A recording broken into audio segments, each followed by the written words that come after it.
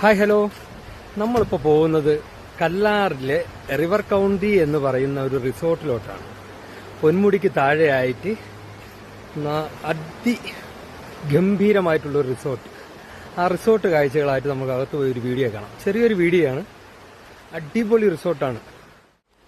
ഇത് നമ്മൾ റിസോർട്ടിനുള്ളിലോട്ട് കയറി പോകുന്ന വഴിയാണ്. എന്ത് ഭംഗിയായിട്ട് അവർ സെറ്റ് ചെയ്തേക്ക് നോക്കുന്ന ആ വഴിയും ആ ചെടിച്ചട്ടിയൊക്കെ നല്ല രീതിയിൽ അറേഞ്ച് ചെയ്തിട്ടുണ്ട്. ഇത് നമ്മുടെ റിസോർട്ടിൻ്റെ മുൻവശമാണ്. മുൻവശത്ത് കൂടി നമ്മൾ നേരെ റിസപ്ഷനിലോട്ടാണ് പോകുന്നത്. 16ഓളം റൂം ഇവിടെ അവൈലബിൾ ഉണ്ട്.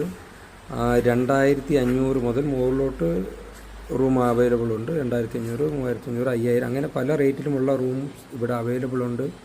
ഫാമിലി ആയിട്ടൊക്കെ വന്ന് നമുക്ക് ഒരു ദിവസം എൻജോയ് ചെയ്യാൻ പറ്റിയ സ്ഥലമാണ്. പ്രത്യേകിച്ച് പൊന്മുടിയിലൊക്കെ വരണവർക്ക് നമുക്ക് ഇവിടെ വന്ന് എൻജോയ് ചെയ്യാം.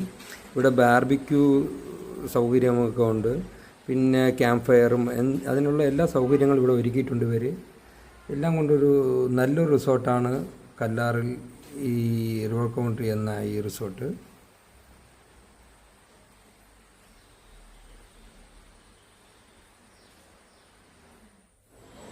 നമ്മൾ ഈ കാണുന്നത് റിസോർട്ടിൻ്റെ മുകൾ വശത്ത് അവർ സെറ്റ് ചെയ്തിട്ടുള്ളതാണ്.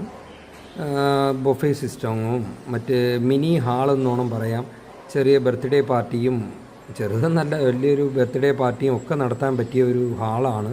400ഓളം പേർക്ക് ഇരിക്കാനുള്ളയും സൗകര്യമൊക്കെ ഇവരിവിടെ അറേഞ്ച് ചെയ്തിട്ടുണ്ട്. നല്ല നീറ്റായിട്ടാണ് അവരിവിടെ സൂക്ഷിച്ചിട്ടുള്ളത്. ഫ്ലോറെല്ലാം എന്താ കാണുമ്പോൾ തന്നെ അറിയാം. ഞാനിപ്പോൾ പോകുന്നത് ഇവരുടെ തന്നെയാണ്. ഇതിനകത്തൊരു ഫാം ഹൗസ് കൂടെ അവർ സെറ്റ് ചെയ്തിട്ടുണ്ട്. Setup farm house.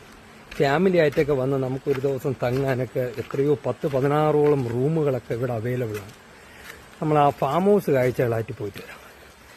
ആ ഫാം ഹൗസിനകത്ത് എന്തൊക്കെയാണ് ഇവർ സെറ്റ് ചെയ്തേക്കുന്നതെന്നൊക്കെ നമുക്കൊന്ന് കാണാം. ഇതാണ് ഇവിടുത്തെ ഫാം ഹൗസ് കാഴ്ചകൾ. നോക്കണേ, ഇതൊക്കെ ഇവിടെ വളർത്തുന്നതാണ്. ഇവർ വളർത്തുന്നത് ആ കൂട്ടിനകത്തും കിടപ്പുണ്ടൊരു ഓന്താണെന്ന് തോന്നുന്നു, അതിനകത്തുണ്ട്. പിന്നെ വാങ്കോഴി ദാ നിൽക്കുന്ന അടുത്തൊരു ഐറ്റം.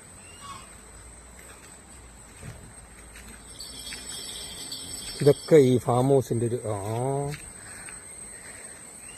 ഇവരുടെ തന്നെ ഫാം ഹൗസിനകത്ത് വളർത്തുന്നതാണ്. കാണികൾക്കും വിസിറ്റേഴ്സിനും മറ്റ് ഗസ്റ്റുകൾക്ക് വരുമ്പോൾ ഇവിടെയൊക്കെ നമുക്ക് എൻജോയ് ചെയ്യാം.